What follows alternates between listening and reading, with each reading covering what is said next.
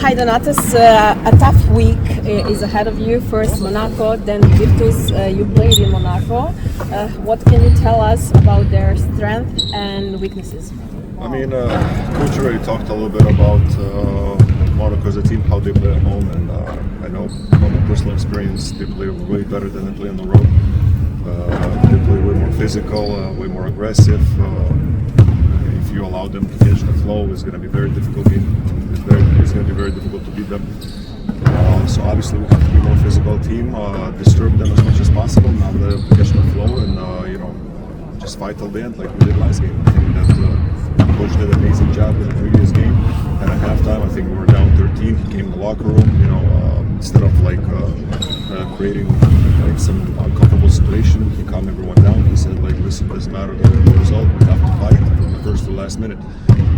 And that fighting paid off in the second half. We beat Milan, so not every game is going to be pretty or the most beautiful game, but the most important is to win. So same thing with coming games. It might be messy games, but in the end we have to fight the way we fight last game. 3 days afterwards, you are going to Virtus, to Bologna to play Virtus. So what can you tell us about them?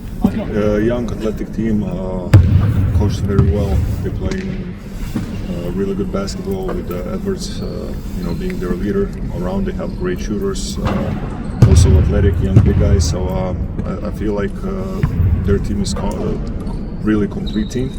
And you saw the way we played at home. We had very big difficulties to play against them. We beat them only in the last seconds. So again, like you said, it's going to be a very difficult week. Two difficult games for us if we want to target the playoffs. Where we want to be. We definitely have to bring some wins. As you said, you had tough games in the previous weeks. Also, you made a great comeback against Armani. But in the previous 3 games in Euroligi, you let your opponents go to double digits difference. So how can you not repeat that in the upcoming games? I mean, obviously we're doing scouting. We trust our coaching staff. They're presenting information, they're showing. We had a long conversation what is not working. We reviewed our principles, we talked about it. We walk through it. That's the only way how we can get better. If something's not clear, come over here, work on it, and get better. Obviously, we showed before that at one point we were one of the best defensive teams in the Euroligi. So nothing has changed. I think that just so many games and then not enough time to practice to repeat some principles. We forget this and that, but this is our job. So, like I said, we worked on it and hopefully got better. Yeah, good question. In the last couple of games, you allow a lot of points to the opponent. Do you feel that maybe you guys find a team defense that supports better in Milan? And that's our first question. For sure. Okay. So I feel like that definitely showed. Obviously, we watched some clips from previous games where we played. Like I said, this season it's really difficult to.